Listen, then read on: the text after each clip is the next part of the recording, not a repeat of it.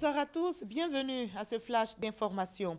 La campagne référendaire en Côte d'Ivoire prend fin aujourd'hui. Les partisans du oui et du non sont sur le terrain. Et bien pour ce dernier jour, la coalition du Front du Refus a organisé une marche. Le scrutin, je rappelle, est prévu le dimanche 30 octobre prochain. La Direction générale de la santé était face à la presse ce matin au CHU de Cocody. Les autorités sanitaires se sont prononcées sur les récents événements survenus mardi dernier au sein de l'établissement sanitaire.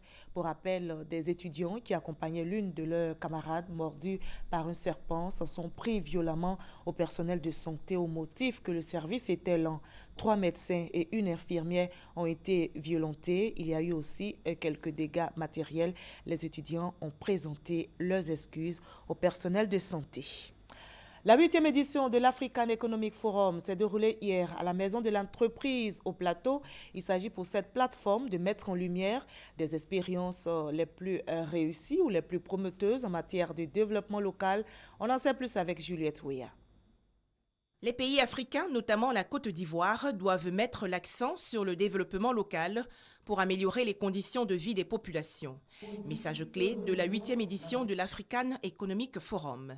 Cette plateforme annuelle tente d'utiliser les initiatives locales au niveau des petites collectivités comme moteur de développement économique. Aujourd'hui, plutôt que de mener des actions de façon esselée, nous pensons que c'est en conjuguant les efforts de tous les acteurs, comme je l'ai dit, qu'ils soient ONG, qu'ils soient pouvoir public, qu'ils soient fondations d'entreprise, c'est en conjuguant tous ces efforts-là, en les mettant en cohérence, que nous arriverons à construire un développement qui se veut durable, inclusif et participatif. Au nombre des expériences édifiantes, le modèle de décentralisation espagnol. Au niveau local, il y a aussi une grande autonomie des municipalités par rapport aux régions.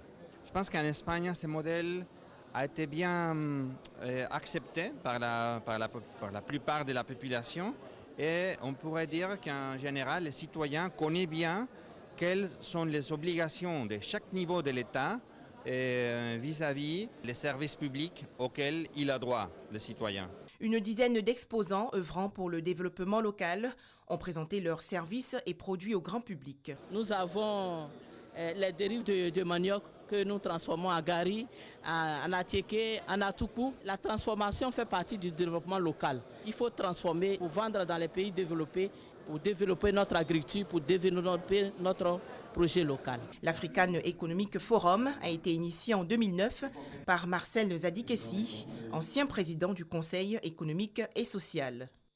En République démocratique du Congo, les réactions ont été nombreuses suite au sommet de Luanda qui a consacré l'accord politique signé entre la majorité et une frange de l'opposition et félicité Joseph Kabila pour la convocation du dialogue national. Si le gouvernement congolais salue ce soutien, une partie de l'opposition rejette fermement les conclusions des chefs de l'État réunis en Angola. Les chefs d'État africains de la sous-région des Grands Lacs et de la SADC ont apporté leur soutien à l'accord qui entérine le report des élections à 2018 au lieu de 2016 et qui maintient Joseph Kabila au pouvoir au-delà de son mandat jusqu'au prochain scrutin. Le Premier ministre Manuel Valls, le Premier ministre français, entame aujourd'hui une visite de 4 jours dans 3 pays africains, le Togo, le Ghana et la Côte d'Ivoire, où il est attendu ce dimanche.